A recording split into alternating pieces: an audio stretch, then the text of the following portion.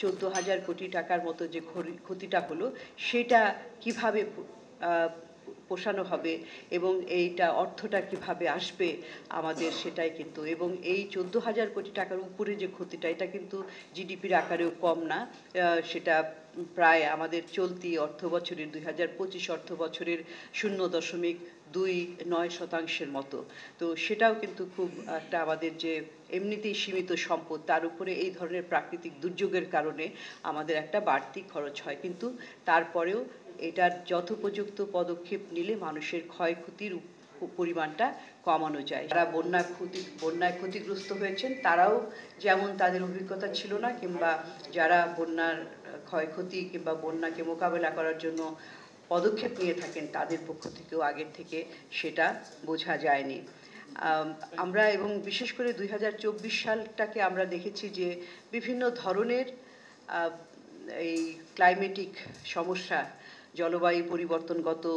এবং প্রাকৃতিক দুর্যোগের একটা বছর বলা যায়। কারণ এর আগে আপনাদের মনে আছে যে 27শে মে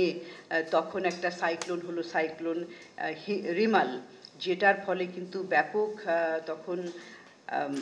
ঝড় বৃষ্টি এগুলো হয়েছিল, এবং তার ফলে প্রায় 46 লাখ মানুষ, বাংলাদেশের যে 8টা কোস্টাল ডিস্ট্রিক্ট রয়েছে, উপকূলীয় জেলাগুলি রয়েছে, সেইগুলোতে কিন্তু তারা প্রায় 46 লাখ লোক ক্ষতিগ্রস্ত হয়েছিল, এবং তার অর্থনৈতিক ফলাফল হিসাব করা হয়েছিল সে সময় $600 বিলিয়ন। তারপরে আমরা কি দেখলাম যে জুনের মাঝামাঝি সময়ে অতিবৃষ্টি হলো, বিরাট বড় বৃষ্টি হওয়ার ফলে সিলেট, ঢাকা, ময়মনসিংহ, রংপুর এবং চট্টগ্রাম বিভাগের বিভিন্ন এলাকা বেশ প্লাবিত হলো। এবং তারপরে এই 19শে অগাস্টে যে বন্যাটা, ফ্ল্যাশ ফ্লাড যেটা আমরা বলে থাকি, সেটা হলো, এবং যেটা কিনা মূলত ভারী বর্ষণ থেকে এবং উপরের থেকে পানির প্রবাহর দ্রুত এবং অত্যন্ত জোরে পানির প্রবাহের কারণে কিন্তু বাংলাদেশের 11টা জেলা, পূর্বাঞ্চলের 11টা জেলা ক্ষতিগ্রস্ত হয়েছে। এবং এই ক্ষতিগ্রস্ত হওয়ার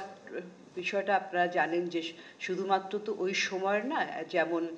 স্বল্পমেয়াদী ক্ষতি হয়ে থাকে, এটার কিন্তু মধ্যম এবং দীর্ঘমেয়াদী প্রভাব থাকে। বন্যার যখন পানি থাকে তখন এক ধরনের মানুষের জীবন বিপন্ন হয় একভাবে, কিন্তু যখন পানি সরে যায় তখন তাদের যে জীবন জীবিকার উপরে যে প্রভাব পড়ে সেটার কিন্তু প্রভাবটা অনেক দিন পর্যন্ত রয়ে যায়। এবং সেটার জন্য যদি পর্যাপ্ত পরিমাণে সহযোগিতা, পর্যাপ্ত পরিমাণে পদক্ষেপ না নেওয়া হয়, তাহলে অনেকে কিন্তু তাদের জীবিকার থেকে আয় করতে পারেন না। এবং এটার কারণ হচ্ছে যে এই বন্যার কারণে যেহেতু পুরো এলাকায় প্লাবিত হয়ে যায়, সেখানে ঘর বাড়ি যেমন প্লাবিত হয়, সেরকমই কৃষি এবং গবাদি পশু, মৎস্য সম্পদ, শিল্প, সমস্ত কিছুই কিন্তু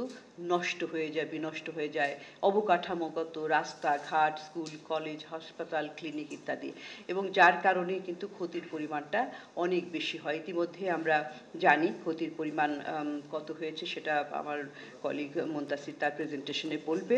আপনারাও জানেন। তো আমাদের এই গবেষণাটার উদ্দেশ্য হচ্ছে যে বিভিন্ন সময়, এটা যে প্রথম আমরা করছি তা না, যে কোনো বন্যা যখন একটু বেশি ক্ষতি হয়ে থাকে তখন আমরা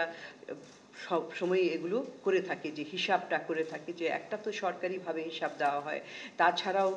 বোঝার বিষয় রয়েছে যে কী ধরনের পদক্ষেপ নেওয়া হলো, বিশেষ করে পুনর্বাসন প্রক্রিয়ায় কী ধরনের মানুষের চাহিদা সেগুলো বোঝার জন্য, এবং সরেজমিনে যে আপনাদের অনেকের, আপনারা তখন হয়তো ছিলেন না, তখন আমরা 2004 সালেও কিন্তু এই বন্যার যে একটা ভয়াবহ বন্যা হয়েছিল তখনও কিন্তু আমরা বড় একটা স্টাডি করেছিলাম, সেখানে অনেক হিসাব নিকাশ করেছিলাম। উদ্দেশ্যটা হচ্ছে যে আমরা যদি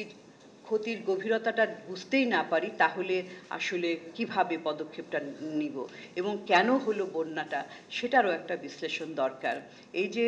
বলা হচ্ছে যে 14,000 কোটি টাকার মতো যে ক্ষতিটা হলো সেটা কিভাবে পোষানো হবে এবং এইটা অর্থটা কিভাবে আসবে আমাদের সেটাই কিন্তু, এবং এই 14,000 কোটি টাকার উপরে যে ক্ষতিটা এটা কিন্তু জিডিপির আকারেও কম না, সেটা প্রায় আমাদের চলতি অর্থ বছরের 2025 অর্থ বছরের 0.29% মতো। তো সেটাও কিন্তু খুব একটা আমাদের যে এমনিতেই সীমিত সম্পদ, তার উপরে এই ধরনের প্রাকৃতিক দুর্যোগের কারণে আমাদের একটা বাড়তি খরচ হয়, কিন্তু তারপরেও এটার যথোপযুক্ত পদক্ষেপ নিলে মানুষের ক্ষয়ক্ষতির পরিমাণটা কমানো যায়।